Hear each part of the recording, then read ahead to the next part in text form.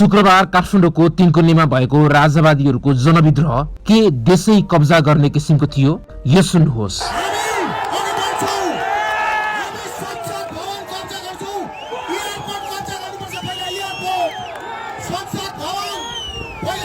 राजावादीहरूले सुरु गरेको जनविद्रोह राजाको लागि कि राष्ट्रको लागि?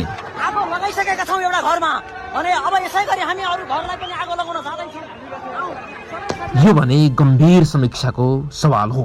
दुर्गा परसाई र नवराज सुवेदी अर्थात् पूर्व राजा ज्ञानेन्द्र वीरविक्रम शाहले नेतृत्व र उद्घोष गरेको यो जनविद्रोहले शुक्रबार काठमाडौँलाई रणमैदान बनाएको छ। प्रहरीका लाठी गोली खोसिएका छन्। राज्य पक्ष र विद्रोही पक्षबीच दोहोरो भिडन्त हुँदा पत्रकार सुरेश रजकको आगोमा जलेर दर्दनाक मृत्यु भएको छ। घटनापछि आकस्मिक रूपमा बसेको मन्त्री परिषद बैठकले घटनाको सम्पूर्ण जिम्मेवारी राजावादी आन्दोलनका मुख्य कमान्डर दुर्गा परसाई भएको ठहर गरेको छ। रविन्द्र मिश्र, धवल शमशेर राणा, स्वागत नेपाललाई पक्राउ गरिएको छ भने राजा ज्ञानेन्द्र र संयोजक नवराज सुवेदीलाई नजरबन्दमा राखिएको छ।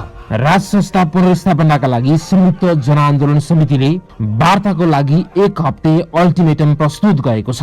राजा पक्षधरहरूको आगामी विद्रोहको स्वरूप कस्तो हुने भन्ने बारे केही खुलाइएको छैन। 18 वर्षपछि फेरि देश आन्दोलन र लडाईँको चरणमा प्रवेश गरेको हो त? कि यो विद्रोह वास्तवमै जनताको विद्रोह हो? प्रतिक्रिया दिन नभुल्नु। तिनकुने अहिले मण्डले अराजकताको सबै प्रतिगामी निरङ्कुशतावादीहरूको एउटा प्रतीक जस्तो बनेर देखिएको छ। त्यहाँ मलाई खुसी लाग्यो। देशमा शान्ति चाहिएको छ। कसैले कसैको पनि भलो नचिताओस्, भलो चिताओस् र केही खराब नचिताओस्।